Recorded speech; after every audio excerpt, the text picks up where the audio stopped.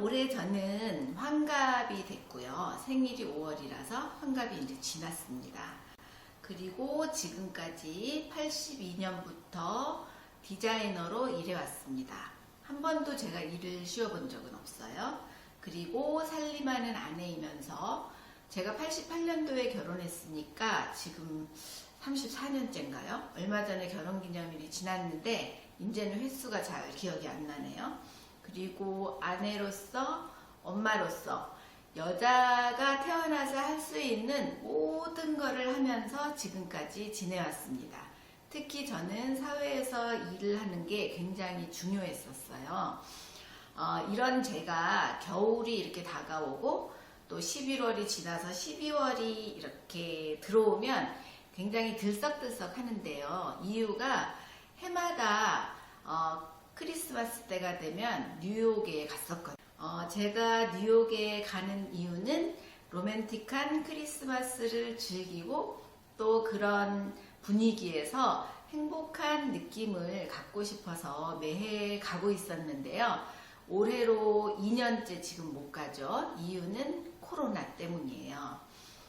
뉴욕 얘기를 하기 위해서는 버킷리스트 얘기를 좀 먼저 해야 될 것 같은데 보통 사람들은 버킷리스트가 있잖아요. 그런데 이제 저희 시절에 젊었을 때는 사실 영화 버킷리스트라는 게 영화로 나오기 전까지는 사실 그 단어를 잘 몰랐어요.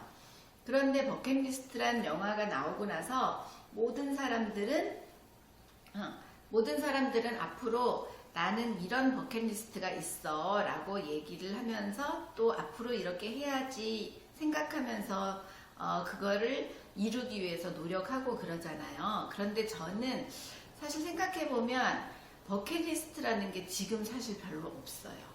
거의 없다고 봐야 되는데 이유는 저는 그때 하고 싶은 거를 하면서 살아왔고 지내왔기 때문이에요. 근데 어떻게 일도 하고 엄마도 하고 아내도 하고 그러면서 어떻게 하고 싶은 걸 다 해? 그런데 한 거죠. 그 중에 하나가 제가 47세 됐을 때 1년 동안 뉴욕으로 날아간 얘기입니다. 저의 여러 가지 버킷리스트 중에 딱 버킷리스트라고 사실 정해놓은 건 아니에요. 근데 항상 앞으로 나는 뭘 좀 하고 싶다 이렇게 생각한 게 있잖아요. 그거를 47살 때 하나 이렇게 냈는데 바로 뉴욕에 1년 살기를 실천한 겁니다.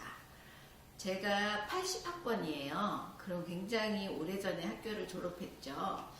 어려서는 저희 친정 엄마 아버지 같이 살고 그럴 때 가정 형편이 좀 어려웠어요. 게다가 제가 또 공부를 특별히 잘하지도 않았기 때문에 여러 가지 사정으로 전문대학을 졸업했는데 그때 사회생활을 시작하면서 아주 운이 좋게도 대기업에 취직을 하게 됐어요. 제가 전문대학에서 그때 당시는 의상학과라는 걸 졸업을 했는데 2년 졸업을 하고 바로 대기업을 취직하게 된 게 사실 그렇게 쉬운 게 아니었어요. 대부분 4년제 대학을 졸업해야지 대기업을 갈 수 있었는데 저는 그때 굉장히 디자이너로서는 괜찮다는 삼성의 제일모직의 신입사원으로 들어갔는데요. 이유는 제가 전문대학이지만 또 이렇게 40년 동안 열심히 일한 것처럼 학교도 굉장히 열심히 다녔거든요.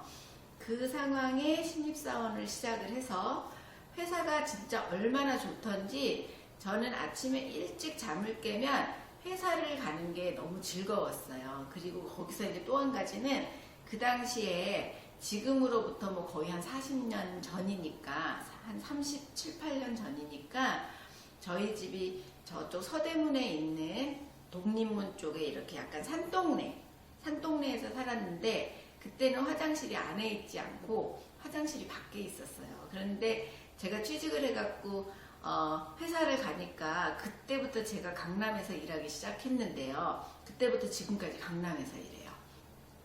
강남에 큰 건물에 이렇게 갔더니 화장실이 너무 좋은 거예요. 그래서 저는 아침에 잠을 깨면 무조건 빨리 준비를 하고 회사 먼저 갔어요. 화장실 가려고. 그러니까 이제 회사가 너무 즐겁고 회사에서 일하면 환경도 좋고 월급도 많이 주고 그러니까 회사가 즐거워서 그냥 늦게까지 계속 일을 하다 보니까 제가 되게 굉장히 열심히 일하는 그런 디자이너였던 거죠. 그렇게 시작한 디자이너를 제가 47세 될 때까지 쉬지 않고 열심히 물론 회사는 그때 당시에 한 4번째 회사로 바꿔서 하고 있었는데 47세 되던 해까지 굉장히 열심히 했어요. 그리고 그때 이제 그 사이에 결혼도 했고 또 아들도 있고 등등 이렇게 탄탄한 사회생활을 하면서 이렇게 디자이너로 발전을 해 나갔는데요. 그렇게 제가 열심히 하는 상황임에도 불구하고 마음속에 좀 걸리는 게 하나 있었는데요. 그 전문대학을 나왔다는 게 이렇게 누가 뭐라고 하지 않는데 자꾸 위축감 같은 게 드는 거예요. 그래서 결혼하고 아이 낳고 야간에 대학을 나오고 2년을 더 다녔어요. 그리고 또 대학원에 가서 석사학위도 받고 그랬는데 그럼에도 불구하고 또 이 사람의 이런 마음이 이게 만족이라는 게 잘 없잖아요. 디자이너들은 그때 당시에 이제 차츰차츰 유학생들이 있기 시작했는데 또 유학도 하지 못한 것도 되게 제가 아쉬움이 있더라고요. 당시는 뭐 유학이 그렇게 흔한 건 아니었지만 디자이너나 이렇게 미적 감각을 요하는 거는 아무래도 외국에서 좀 공부한 게 많이 이렇게 도움이 되고 하는 것 같아서 디자이너로서 해외에서 공부를 하지 못했다는 게 항상 아쉬움으로 좀 남았었어요. 이미 그때 저는 나이가 40세가 되어 있었고요. 40세 되던 그 해에 처음으로 제가 뉴욕에 휴가를 갔었는데요. 친구하고 둘이 갔어요. 당시에 제가 다니던 회사의 회장님 따님이 미국에서 유학을 하고 있었는데 그 친구가 이제 방학이 돼서 한국에 들어오니까 그 아파트가 비어 있잖아요. 그 아파트를 저에게 빌려줬어요. 그래서 이제 친구하고 둘이 그 아파트에 한 열흘 정도 묵으면서 뉴욕에 있게 됐는데 마침 아파트가 링컨센터 바로 옆이었어요. 그때부터 제가 오페라와 발레 사랑에 빠지게 됐는데요. 링컨센터에는 이제 가운데 메트로폴리탄 오페라하고 왼쪽에 뉴욕 시티 발레하고 또 오른쪽에 뉴욕 필하모닉이 있어요. 이렇게 세 가지 문화를 즐길 수 있는 그런 공연장들이 가까이 있으니까 우연히 그 좀 싼 표를 사서 오페라하고 발레를 보게 됐는데 처음 그 오페라 발레를 보고 진짜 너무 감동을 너무 심하게 한 거죠. 그래서 그때 저는 사실 우리 집안 결혼을 하고 나서도 집안 사정상 경제적으로 좀 그렇게 넉넉하지 않은 상황이었는데 저희가 맞벌이를 했음에도 불구하고 그런 사정이 좀 있었어요. 친구하고 둘이서 외식을 하거나 그러면 돈이 많이 드니까 가능하면 아침은 먹고 나가고 점심은 맥도날드가 제일 싸잖아요. 햄버거 하나 사서 친구랑 반 나눠 먹고 또 저녁은 또 집에 와서 집에 와서 간단하게 해 먹으면서 둘이 한잔하고 그때도 한잔하는 거 되게 좋아했는데 그렇게 많이 아끼면서 했던 여행이지만 마음만은 정말 풍요로운 그런 여행이었어요. 그리고 그때 당시도 저는 다행히 다이어트를 항상 했었기 때문에 적게 먹는 건 그렇게 어려운 게 아니었어요. 그리고 그런 여러 가지 감동적인 공연과 또 주변의 볼거리와 분위기와 이런 걸 보면서 언젠가는 나도 꼭 뉴욕에 가서 1년은 살아야지 라는 생각을 갖게 됐는데 그 생각을 제가 47살 때 실천을 하게 된 거예요. 언젠가는 뉴욕에 가서 꼭 1년을 살아야지 라고 생각을 하고 원래 하던 대로 열심히 일하고 살림도 하고 아이 키우고 그러면서 살았는데 제가 47세 되던 해에 8월에 저희 아들이 고등학교 1학년을 다니고 있었는데 유학을 가고 싶다고 선언을 한 거예요. 저는 한편으로 아이가 유학 가는 거를 은근히 바랬기 때문에 또 억지로는 보낼 수가 없으니까 아이가 유학 가고 싶어 하니까 얼른 준비를 해갖고 제가 또 행동력이 있거든요. 한 달 후에 아들이 가을 학기로 미국에 있는 캘리포니아 쪽의 고등학교를 가게 됐어요. 준비를 한 달 만에 했으니까 대단한 거죠. 그렇게 하고 아들이 이제 9월 초에 미국으로 떠나고 나니까 제가 그때부터 막 들썩들썩이 시작이 된 거예요.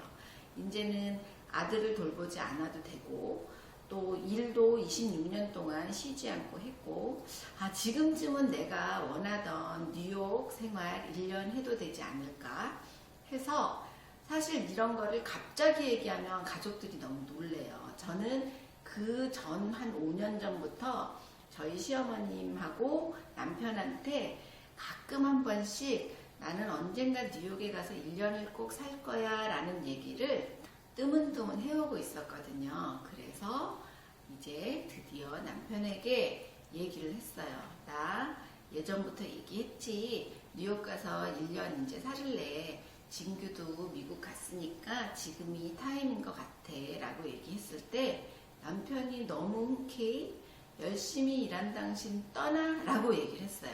사실 그때 그 열심히 일한 당신 떠나라 이런 얘기가 유행하고 있었던 타임이긴 해요. 그래서 제가 그 말이 떨어지기도 전에 진짜 빨리빨리 준비하고 짐을 싸갖고 한 보름 만에 미국을 갔어요. 제가 사회생활을 한 지 26년 되던 해였어요. 드디어 제가 하고 싶은 일 중에 또 한 가지를 실현하게 된 거예요. 그것도 뉴욕, 맨하탄에서의 1년. 정말 꿈같은 시간이었는데요. 사실은 특별한 목적이 있거나 아주 큰 원대한 꿈을 갖고 뉴욕의 1년은 아니었어요. 그냥 뉴요커로서 1년을 살아보고 싶다는 그냥 단순한 생각으로 갔는데 거기에 가서 또 무작정 놀 수는 없으니까 마침 제가 그때 출판사에서 의뢰를 받아서 책을 한 권 쓰고 있었고요. 이야기가 있는 인테리어 집이라는 책인데 이제 그 책도 좀 쓰고 그 책에 들어갈 내용, 사진도 좀 찍고 요런 일도 하나 있었고요. 또 하나는 그 뉴욕에 가면 맨하탄에 뉴욕 대학 있잖아요. NYU. 거기에 Continuing Education이라는 그 코스가 있는데 우리나라 같으면 평생교육원인 거죠. 거기에 인테리어 데코레이션 과정이 있었어요. 서티피케이트 과정. 우리로 말하면 이제 자격증이죠. 10개 정도의, 좀 오래돼갖고 까물까물한데 한 10개 정도의 과목을 한 6개월에 걸쳐서 다 이수를 하고 마지막에 이제 과제까지 끝나면 그 자격증을 주는 건데 그거를 6개월 정도 걸쳐서 공부를 했고요. 공부를 했고요. 그 과정 자체가 이렇게 학구적인 과정은 아니었지만 여러 가지 경험을 할 수 있었어요. 그 중에 가장 좋았던 과목이 이제 교수님 인솔하에 그 교수님하고 이제 친하게 지내는 분들이나 유명한 건축가나 인테리어 디자이너의 집을 방문해서 견학을 하고 또 그 당사자와 이제 얘기를 나누는 그런 과목이었는데 다양한 건축가와 인테리어 디자이너의 훌륭한 그런 집들을 가본 게 너무너무 좋은 경험이었어요. 근데 얘기를 하다 보니까 여러분들 제가 학교 졸업하고 회사 다니고 정말 영어를 잘하나? 라고 생각을 하시죠. 제가 제일모직 다닐 때 그 당시는 일본어가 굉장히 중요해서 일본어 공부는 열심히 했는데 사실 영어 공부는 잘 못했거든요. 대학원 다닐 때 어쩔 수 없이 시험본이라고 영어 공부한 거 말고는 이 회화 이런 건 잘 안 되는데 영어 당연히 안 되죠. 당연히 안 되는데 하지만 과목 자체가 제가 하는 일하고 많이 상관이 있고 저희 일이 이제 디자인 쪽이니까 이렇게 보는 게 되게 또 중요한 부분이 있어서 영어는 못하는 와중에 그냥 그 공부는 할 수가 있었어요. 그래서 공부할 때 이제 보고 느끼고 이럴 때는 그냥 자신있게 앞에서 하지만 토킹 어바웃 할 때, 이야기할 때는 살짝 뒤로 빠져 있는 거죠. 얘기 안 시키게. 그런 식으로 이제 6개월 정도 걸쳐서 서티피케이트 과정도 하고 또 미국까지 갔는데 영어 공부를 완전히 안 할 수는 없잖아요. 양심상. 그래서 근데 이제 NYU에서 그 서티피케이트 과정 보고 하는데도 그 당시에 등록금이 한 500만 원 정도 들었고요. 영어 공부하는데 또 돈을 쓸 수가 없는 거예요. 그리고 또 공부를 그렇게 열심히 하지도 않고. 그래서 그 23번가에 가면 이게 6번째 에비뉴의 23번가인데요. 인터내셔널 센터라는 데가 있는데 거기를 가면 이렇게 무상으로 영어 공부 시켜주는 곳이 있어요. 근데 거기 가면 이제 여러 나라 사람들이 와서 아주 영어 잘하지 않는 사람들이 많이 모여서 공부를 하는데 회화를 위주로 가르쳐줘요. 일주일에 2번 정도 거기 갔어요. 돈 안 내고 그냥 가르쳐주는, 봉사하는 사람들이 가르쳐주는 데라서 이제 그렇게 영어 공부는 했고요. 그리고 제가 맨하탄에 살았다 그랬잖아요. 맨하탄에 살아야지 여기저기 걸어다니면서 뉴요커 생활을 진짜 확실하게 느낄 수 있거든요. 근데 맨하탄이 사실 월세가 엄청 비싼 거 아시죠? 그때 당시도 그랬어요. 근데 저는 되게 운이 좋게 제가 갔을 때 환율이 한 980원 정도 됐었어요. 그러니까 지금보다 환율이 훨씬 쌌고, 그리고 제가 그때 서울의 서초동에 43평 아파트를 살고 있었는데 43평 아파트를 월세를 줬어요. 월세를 주니까 그 43평 아파트 월세 받은 걸로 맨하탄에 방 없는 그냥 원룸 스튜디오를 얻을 수 있는 돈이 되더라고요. 그래서 43평 아파트 받아서 원룸 아파트, 그 대신 되게 길이 좋고 위험하지 않은 곳에서 얻어서 요 월세 받아서 조 월세를 낸 거죠. 그리고 이제 저희 남편은 제가 이제 미국에 가 있는 동안 지방에 잠깐 가 있을 일이 있어서 회사에서 지방에 가 있다가 올라오면 이제 있을 수 있게 같은 서초동에 저야말로 여기에 이제 조그만 원룸을 하나 얻어갖고 남편이 이제 서울에 있으면 거기에 있고 요렇게 이제 그 월세는 충당을 했어요. 지금 이제 겨울이고 크리스마스가 다가오잖아요. 제가 뉴욕에 갔을 때가 9월 말 그때였는데 이제 얼마 안 돼서 바로 크리스마스 시즌이 됐어요. 뉴욕의 크리스마스는 정말 로맨틱하거든요. 길거리를 걸어 다니는 것만으로도 그 분위기에 푹 쌓일 수 있는 그런 분위기예요. 뉴욕의 크리스마스에 가면 제가 꼭 보는 2가지 공연이 있는데, 하나는 라디오 시티에서 하는 크리스마스 스펙터클 쇼.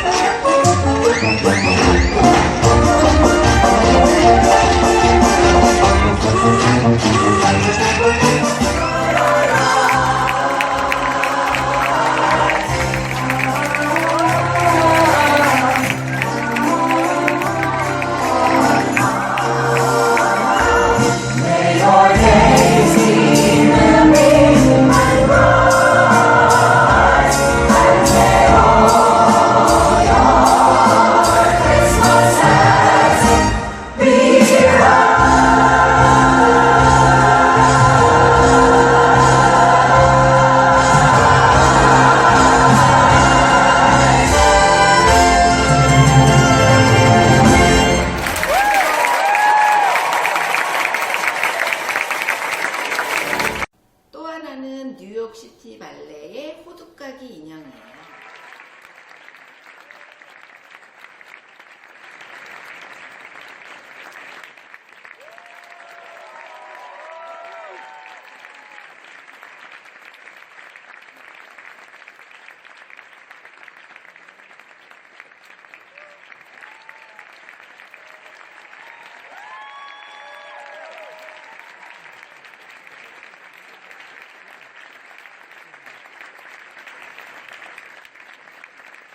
그리고 영화 티파니에서 아침을에 나오는 그 티파니 매장 있잖아요. 오드리 헵번이 쇼윈도의 앞에 서 있는, 거기가 이제 5번가 거리의 중심지인데, 그 5번가 거리의 쇼윈도우가 정말 환상적이에요. 그래서 이제 그 5번가의 백화점들의 쇼윈도우를 보기 위해서 미국의 전 지역에서 다 가족들이랑 친구들이랑 연인들이 구경을 오는데요. 이제 그 틈에 이렇게 서서 구경하고 거기 이렇게 즐기는 것 자체가 너무 로맨틱하고 인상적인 그런 하루하루를 보냈어요. 오늘은 제가 이 시대를 사는 여성으로서 많은 역할을 해가면서도 저 자신을 위해서 1년이란 시간을 뉴욕 맨하탄에서 보낸 이야기를 간단하게 시작해봤습니다. 앞으로도 차츰 여러 각도에서 저의 생각과 라이프 스타일을 여러분들과 한번 공유해보고 싶고요. 저희 후배님들한테 도움이 되는 내용이 되기를 바라면서 곧 또 뵙겠습니다. 고맙습니다.